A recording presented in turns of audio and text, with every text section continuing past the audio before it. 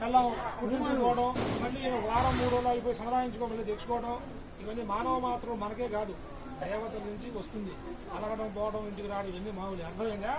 అలాంటిది వశిష్ఠ మహాబలి భార్య ఆమె పేరు అరుంధతి దేవి. వశిష్ఠుడి భార్య అరుంధతి దేవి. ఆమె పతే ప్రత్యక్ష దైవంగా అంటే భర్తే దేవుడు సమానంగా సూర్యోదయానికి ముందే అంటే తెల్లవారికి ముందే లేచి ఇంటి కార్యాలన్నీ సమకూర్చుకొని అత్తమామల్ని చూసుకుంటూ వాళ్ళకి ఏం కావాలో శ్రద్ధగా చేసుకుంటూ అరుంధతీదేవిగా ఉన్నదట. కాబట్టి నువ్వు నూతన వధూవరుని ఇద్దరు కూడా వశిష్ఠుడికి అరుంధతీదేవి నమస్కారం చేసుకుని ఏమైనా దండం పెట్టుకోవాలి అంటే నా భార్యకి నువ్వు నా భార్యకి భూదేవంత ఓపిక ఇవ్వాలని దండం పెట్టుకోవాలి. ఎంత భూదేవంత ఓపిక కాబట్టి భూదేవంత ఓపిక సుఖం వచ్చినప్పుడు ఆనందపడ్డ కష్టం వచ్చినప్పుడు దుఃఖపడ్డ నాదే గొప్ప కాకుండా సుఖం వచ్చినా కష్టం వచ్చినా నష్టం వచ్చినా ఓపికగా ఉండాలని చెప్పి నా భార్యకి భూదేవంత ఓపిక ఇవ్వాలని నమస్కారం చేసుకోవాలి. ఏం దండం పెట్టుకోవాలి?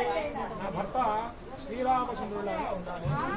కళ్యాణం చేస్తున్న రాములు గారు దండం పెట్టావు కదా, మానవులు ఎవరు కళ్యాణం చేసుకున్నా కూడా దేవుడు పడం పెట్టుకోకుండా కళ్యాణం చేసుకోరు. అంత ఆదర్శవంతుడు.